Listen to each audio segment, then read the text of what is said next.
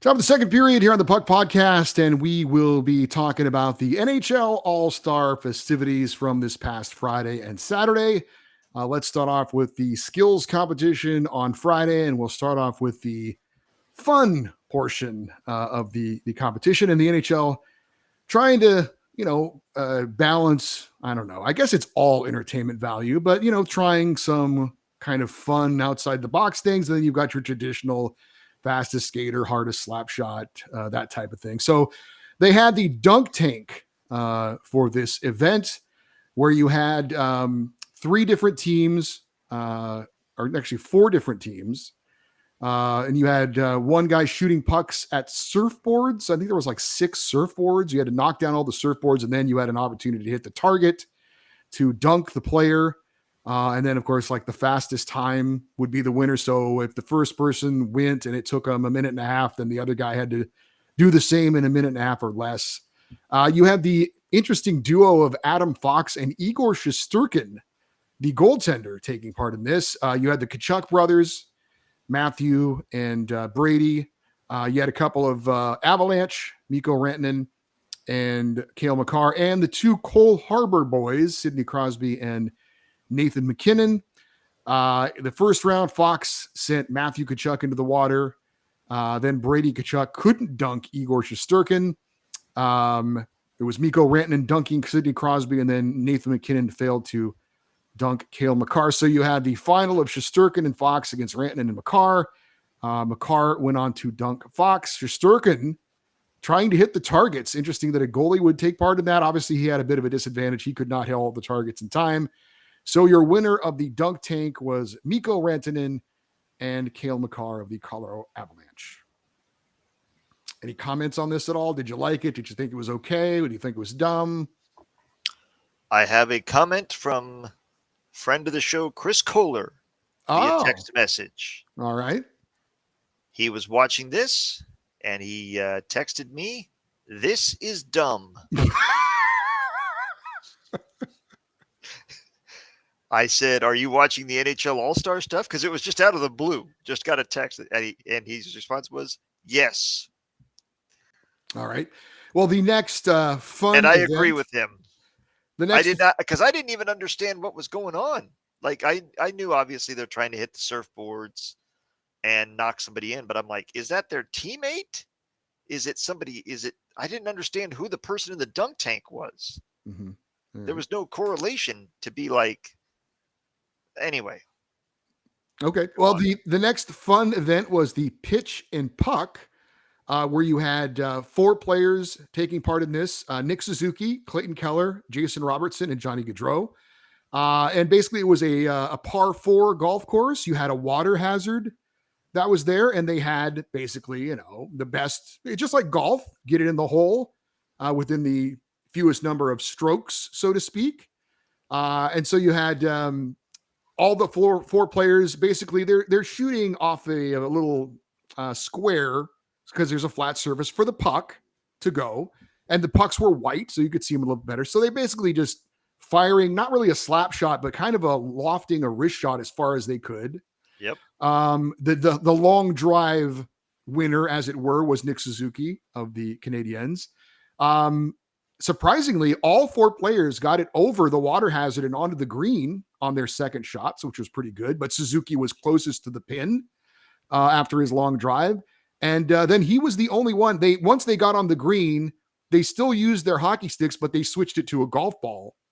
And Nick Suzuki actually got a birdie, hitting it in the hole, and nobody hit it in the water, which was a little bit impressive. And they had John Buccigross, and I can't remember his name, but he's a former caddy, and he's a golf analyst for ESPN. They were doing the commentary. I thought they did a pretty good job with that. I actually liked this. I thought if they all would have hit it in the water, it wouldn't have been so good. But I thought Nick Suzuki actually killed it, and I thought this was kind of fun and interesting. It was much more interesting than the dunk tank. There's no doubt about that. Just to see the logistics of it and how the puck would roll on the grass. Nick Suzuki, like you said, he had a great drive, as it were, and it rolled forever. And then you thought, oh, it might roll right into the water, but it stopped just before the water hazard. Perfect shot. Couldn't have gone out there and placed it any better. But I would have liked to see a little bit more struggle. Like they were all too good at it. Like it was, there wasn't anybody in the water. There wasn't anybody getting out of the sand trap. There wasn't any trouble. It was like, yep, those are 4 good shots and 4 good shots over the water, and then the guy makes the putt, and that was it. And I would like to have seen more holes of it. Just why just one hole? Let's do 3 or 4 holes and have an aggregate score. If you want to get to the really silly stuff, they had the NHL Breakaway Challenge, which apparently is just some sort of a skit, basically. It's not really much of a competition. Mitch Marner came out in a Miami Vice type outfit, which is, I mean, I don't know how many people of this generation kind of recognize that, but I mean, he was in a full-on white suit with the sunglasses on, and he came out and took a shot on Roberto Luongo, who was there in his Florida Panthers uniform. David Pastrnak of the Bruins did a Happy Gilmore homage, I guess. You had Matthew and Brady Tkachuk, the brothers, coming out and doing some sort of lifeguard beach skit. And then, for the cute effect, you had Sidney Crosby and Alexander Ovechkin. And I believe, is it Sergei, his son, Alexander Ovechkin? He had OV Jr. on the back of his jersey. I know that. But Alexander Ovechkin's little son and, the little kids in the hockey gear are very, very cute. And he was out there, he was doing okay, but, he was kind of trying hard to stay on his feet. And he ended up going in and scoring on a breakaway on, it might've been Luongo. I can't even remember who was in net, but that was kind of the, the cute moment of this breakaway challenge, which again it's not really any kind of a competition. It's just kind of a skit. And I don't know that any of the skits were very amusing. Well, did you see the question, the Q&A after the event, though? The media asked Gary Bettman his thoughts on Roberto Luongo basically tanking it in net, and he said no, he was trying as hard as he could.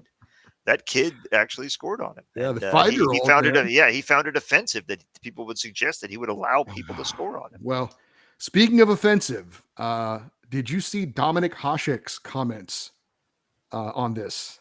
I did not. Dominic Hasek has gone off the reservation, in my opinion, on this. He said that Alexander Ovechkin's son and Ovechkin participating in the All-Star festivities was a spit in the face of all of the children killed and injured in the war with Russia and the Ukraine. How so? I don't know that they could go out there and have fun while this war is going on and they're representing Russia, I guess. I don't know. He's been incredibly outspoken about Alexander Ovechkin. Fine.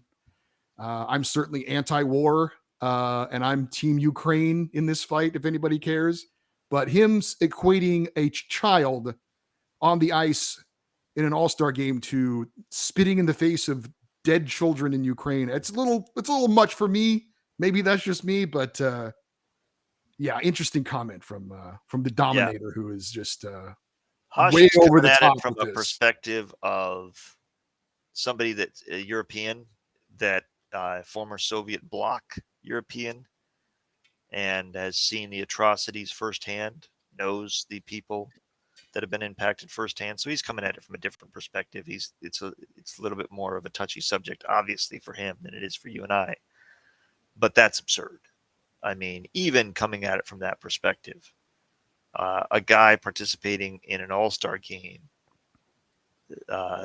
festivity with his son has absolutely nothing to do with the actions of Vladimir Putin and the Russian military's invasion of Ukraine. Nothing. And to correlate the two, it's a bit of a stretch. Is absurd. Stretch.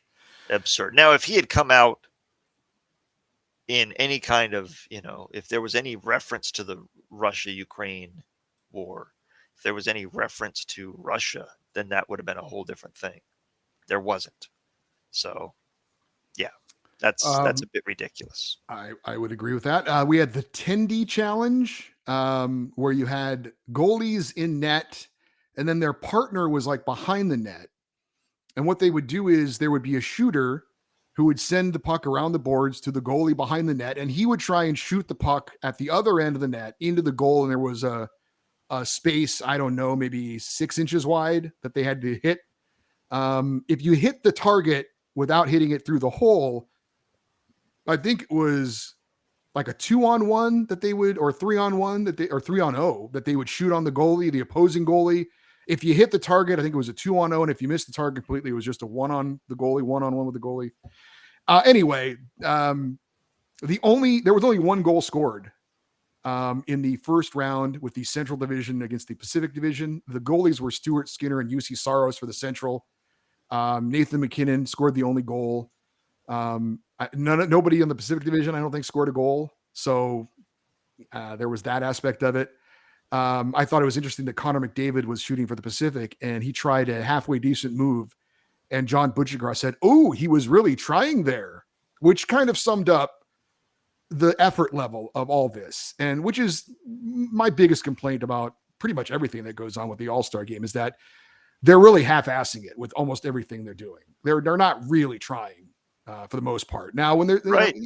even, the hardest skater, maybe but the hitting the plates, I guess they're trying that, but anything that has to do with going against another person, they're just really not trying to score. I don't know if it's just a fear of injury or embarrassing the other guy or whatever, but that was my impression of it. When he made that comment. It was like, oh, he really tried to score there. Yeah. Aren't they all supposed to be trying to do that? But anyway, then the other competition was the Atlantic against the Metro. The Central, the Atlantic Division won that one. No goalies scored into the hole there. Whoa.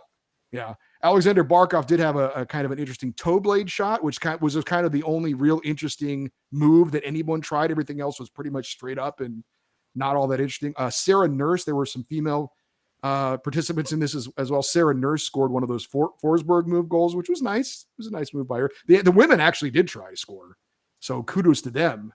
But the Central Division won that competition. That was one I could definitely do without. It wasn't all that interesting. You might think goalies trying to shoot it on a net would be interesting, but they weren't very good at it, even with no pressure and all the time they wanted. So I was not a big fan of the attendee challenge myself. No, I thought that was one of the weakest ones of the week so far. And that's not saying much. This wasn't a great horse race. None of this. I'll let you recap the rest of it, and then we'll get to it. I did want to add one comment I found from Dominic Hasek, though. Okay. And this is legitimate. This was his tweet. Letting Ovechkin's son perform on the ice at the NHL All-Star is spitting in the face of approximately 500 killed, thousands injured, and tens of thousands of kidnapped Ukrainian children. The NHL and Gary Bettman must pay for this heinous act. Yeah. I kind of gave you the must pay for this heinous act. I kind of gave you the short version of it, but yes, that was the full version of Dominic. That's the part that, what are you suggesting, Dominic? Heinous act. Take it easy, man. Let's get to the more traditional, and I guess typically the more anticipated events, if you will. You had the fastest skater, although Connor McDavid asked not to participate in this event apparently anymore. Which is certainly reminiscent of all the NBA stars that won't participate in the dunk contest anymore. I don't know if maybe he has a little injury, but if they didn't say he didn't want to participate this year, he said he didn't want to do it anymore. Okay. So the ones that did participate, you had Cale Makar was in it. He actually went down, didn't get hurt, but did go down. Former champ Dylan Larkin didn't even qualify for the final. So you had a final of Kevin Fiala of the Kings and Andrei Svechnikov of the Hurricanes, and Svechnikov won the event with a time of 13.699 seconds. Go ahead. The fact that the guy we know is the fastest skater in the league does not even participate really takes the wind out of the sails of this thing, don't you think? Yeah, a little bit. Just like I said, like the NBA, like LeBron, all those guys, they won't do it anymore because they did it once and they feel like that's enough. It's not cool anymore or something. I don't know. That's what I equated it to. I thought it was a little bit of give somebody else a chance in the spotlight. But I think for Connor McDavid, it's like I'm not risking injury It could be, for any reason. but he And has done it before and he was okay doing it. So yes. the accuracy shooting, which is the hitting the targets. McDavid did compete in this one, and he was pretty awesome in this. Frankly, he in the first round he was 4 for 4 on the shots, was the leader going into the second round. He ended up going 8 for 8, but Nazem Kadri beat him out because he hit his 4 plates in a faster time, just barely. So even though McDavid never missed a target, he didn't qualify for the final. And in the final, it was Brock Nelson of the Islanders beating Nazem Kadri. I would like to see this revised to there should be like a different lines on the ice, and depending on where you want to shoot from, the More targets points. are worth more points. Okay. So if you want to move farther back, you can get more points. So then that's added to your time. It's kind of balanced so that you may have taken longer to get the targets, but you shot from farther back. So you got 8 points per target as opposed to 3 points per target, or whatever the case may be. Yeah, well, but it also seems like Connor McDavid kind of got screwed a little bit because he didn't miss any of the targets. He was the only one who didn't miss any of the targets, and yet he doesn't get any bonus points for that. Yeah, but it's not just missing. It's how fast you can hit. I understand, but it's the accuracy shooting. It's not like the fastest shooting, it's right? Both. It's both. Yeah, I don't know. I thought if you go 8 for 8, you should get some extra points for that or something, in my opinion. You had the hardest shot.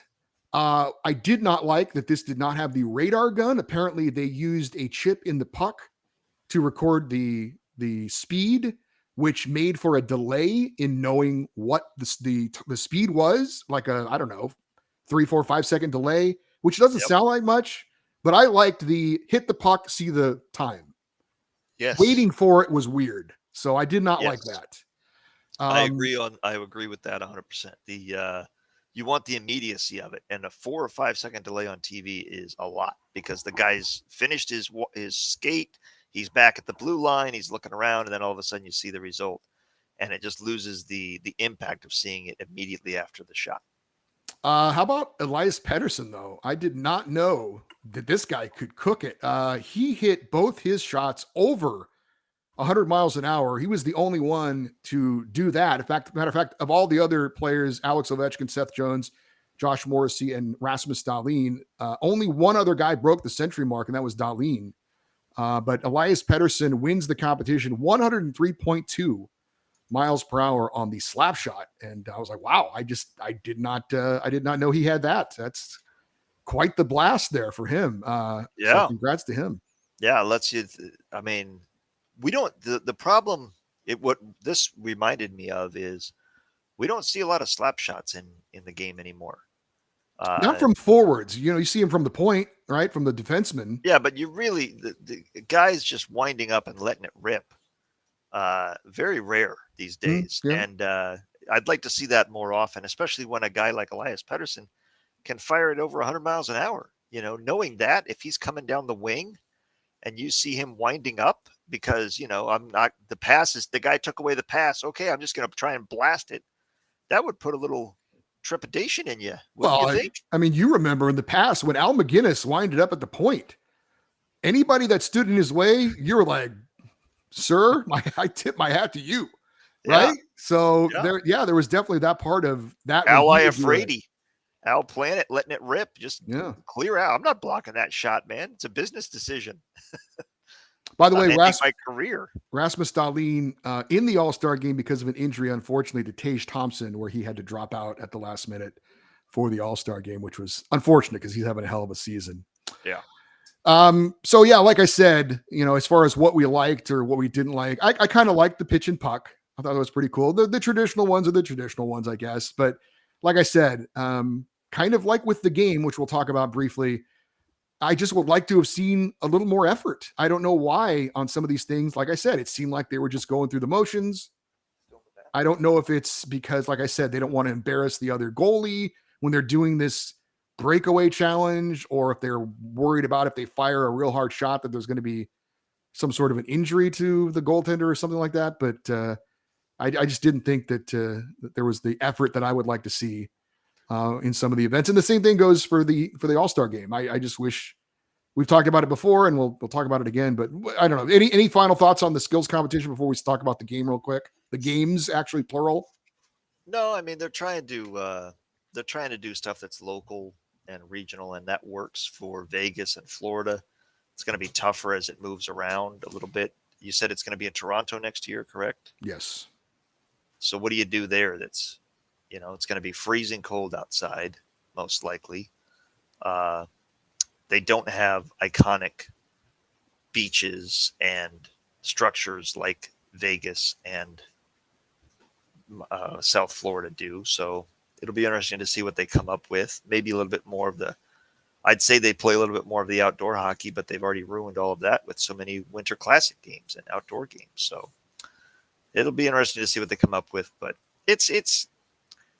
we've said this for countless years now. We've been doing this show for 17 years. It's not for us. And by us, I don't mean middle-aged men. I mean people at home. It's for the people that go to the games. I have no doubt these were fun to attend. I have no doubt these were fun to see NHL players having fun, interacting with each other, goofing off, showing off their skills. I do not want to watch it on TV with annoying announcers and commercials. Yeah, how about Patrick Maroon? Interesting choice. You kind of had your mix of traditional and younger there as well. I'll be honest, I DVR'd this and I was very happy I did so I could fast forward through, with all due respect, Mark Messier and Chris Chelios.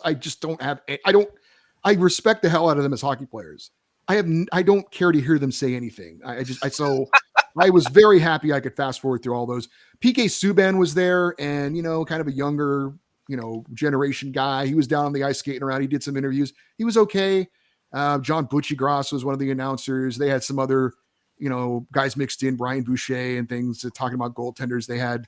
But Patrick Maroon of the Tampa Bay Lightning was there, and he has a very monotone, dry delivery. Obviously, this broadcasting is not exactly his thing. I don't know if he has a interest in trying to do this in the future. I assume so.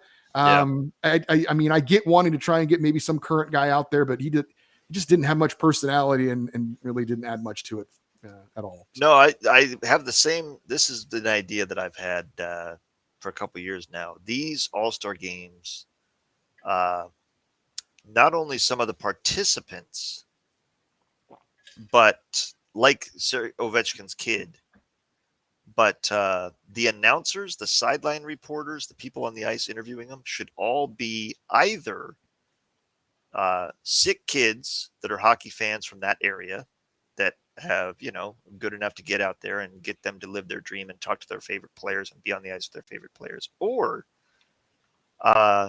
each team designates their fan of the year, and that fan gets to go to the All-Star game and participate in that kind of stuff, where they're doing interviews with players, and not everybody's going to be great at it. So if you're not comfortable doing it, we're not going to put you in front of the camera if you're not comfortable talking on the camera or being in public eye. But give them an opportunity, celebrate the fans, because that's what this weekend is about. And I don't, like you said, I don't need to hear from Chris Chelios at all, much less in this, because he doesn't care. If the players don't care and they're participating, Chris Chelios really doesn't care. This is a guy that wouldn't even shake your hand after a playoff series if he lost. All right, so that was Friday in the skills competition. The All-Star game, it's still that 3-on-3 tournament where they play 3 games. You have 2 semifinals and then a final.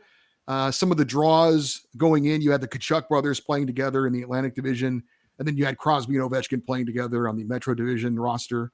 The first game was the Central Division against the Pacific Division. Central wins it 6-4. Nathan MacKinnon and Clayton Keller each had a pair of goals. Bo Horvat actually competed for the Pacific Division. I know he definitely wore his Islanders jersey for the skills competition. I'm not sure what jersey he wore for the actually participating in the game or not, but if you were wondering, he didn't play.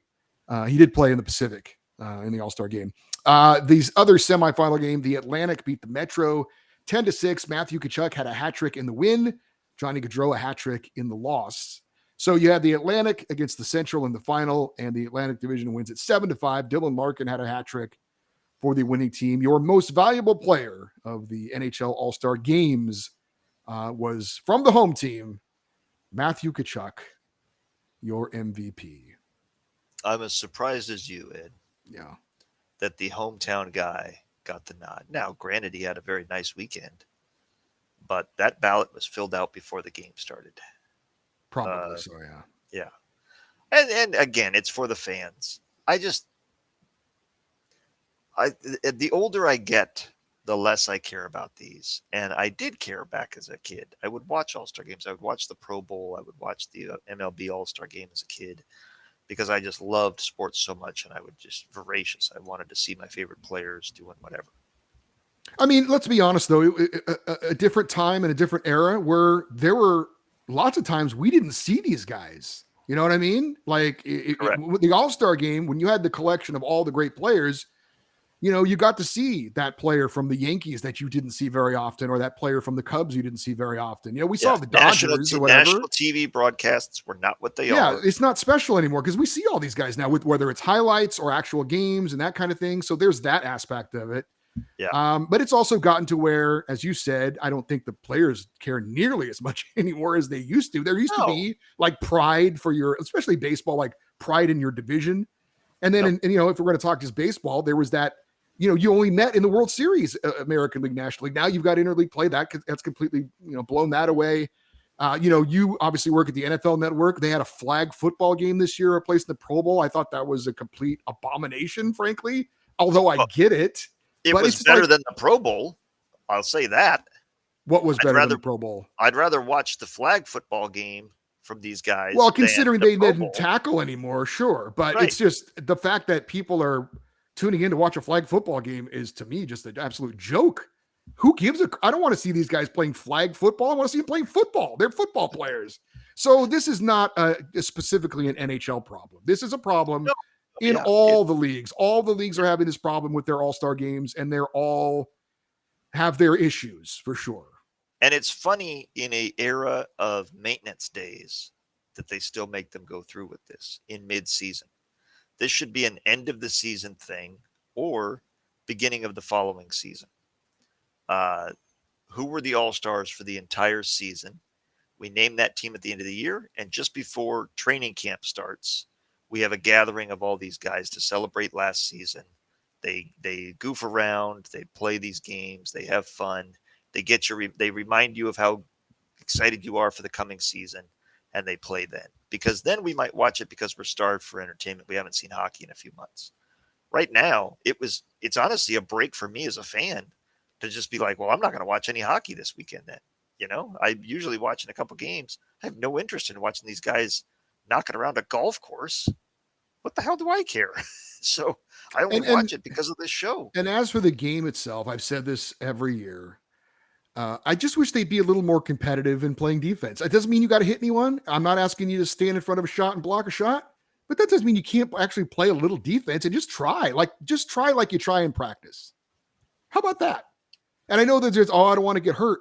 Well, you practice every other day. Do you go all out and practice? What's the difference? Yeah.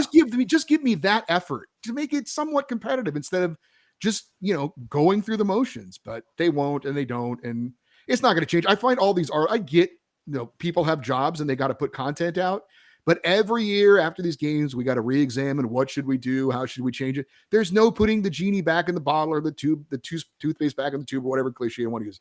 It's never going to be what it once was for the points that we've made. And it never is going to be. So it is what it is. If you like it, great. If you want to ignore it, great. That's not entirely true. Okay. Tell me what's not entirely true. There are two ways you can make the All-Star games in every sport good and watchable and worth your time. Clearly, these guys are motivated by money. So there is a price where they will try. And if there's a prize of the winning team gets this amount of money, they will try. But that price is so high that no one's going to pay it.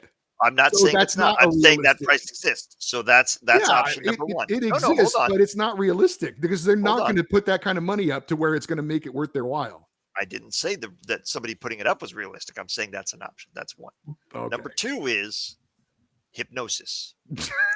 Okay. So basically what you're saying is I'm correct. There's no real way they're ever going to make these things. competitive. No, I mean, Connor of McDavid, they've course not. kidnapped your family and you must score 5 goals or they'll be killed. Connor McDavid is playing like a man possessed Yeah. out there. My God, what's gotten into McDavid? He's openly weeping. You No, gotta I let me can't. score, man. That's my Yeah, well, family. no, because they told the goalie the same thing. If That's true. if you allow goals, we're gonna kill you. Yeah. Oh God. UC Soros is swinging his goalie stick with like a machete. Good luck with that. Good idea, Doug. Good luck with that. You're telling me you wouldn't watch? I would watch in that circumstance. I would watch. Yeah. Oh, by the way, your entire salary for this season is on the line in the All-Star game. Go get them, boys. What? Oh, What did he say?